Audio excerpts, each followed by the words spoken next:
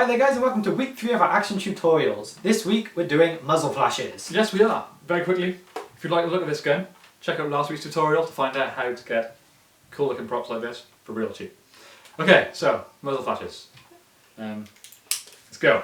No! Okay, so the first thing you want to do is take your muzzle flash image or asset, whatever you want to use. You can get these off Google Images, or if you've got the Andrew Kramer Action Essentials pack, there's some great ones on there. We're then going to set the blending mode to screen once we've put it where we want it. Resize it to the size you want. I tend to go for slightly over the top, quite big muzzle flashes because I think they look kind of cool. We only need it on the one frame, the frame that obviously the gun's going to be firing. So just set it so it's just one frame long, or you can change the opacity, keyframe it so it's just there for the one frame. Once we've done that, that's basically your base of your muzzle flash done. We're then going to add some smoke.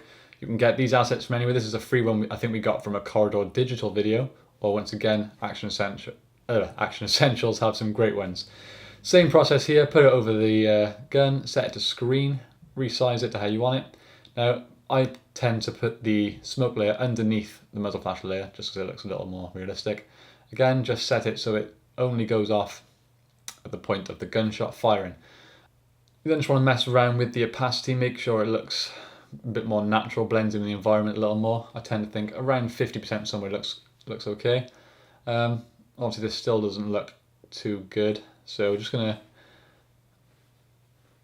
mess around with it until it looks a bit more natural. Okay, that doesn't look too bad, but not great. There's another more slightly advanced thing you can do here. It's still pretty easy, so I'll take you through the steps. Basically, all we're going to do is take our base layer of footage, this one, duplicate it, which is Command or Control D on your keyboard. We're then going to take the pen tool, and we're just going to simply mask around the areas that the flash of the muzzle flash, would illuminate. So you can just pick certain areas. I think my arm and my hand here would be illuminated by the flash. A bit of my face would probably light up, as well as maybe a part of my body. You can do this on any part you want, wherever you think would be affected by the flash. Once you've done that, we're just going to right click on this, set the blending mode this time to add. That's going to light it up. Obviously this looks ridiculous. So all we're going to do, yeah, as you can see the edges are really jagged. So all we're going to do is just select all 3 of these masks here. Once they're selected, you're just going to adjust the feathering. That's just F once the layer is selected.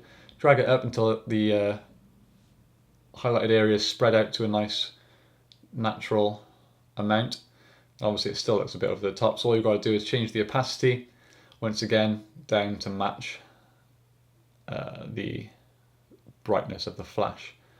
Again, just play around with it until you think it looks natural. Once you're happy, just set it again so it's only on the frame of the muzzle flash. Nice and simple. Okay, there's a few extra things you could do here. You could add some sort of shells, depends on what gun you've got obviously. You could add 3D shells or an image of a shell and animate that coming out of the side of the gun.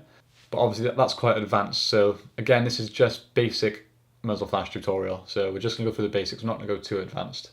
But yeah, that's pretty much it. Real simple, takes a couple of minutes, and then you end up with something that looks like this. To be honest, it doesn't look particularly great. That's down to my selling of the shot. I didn't really put any recoil into it, so that's my fault. But once your actor does it properly, it should look okay. God damn it, Jake.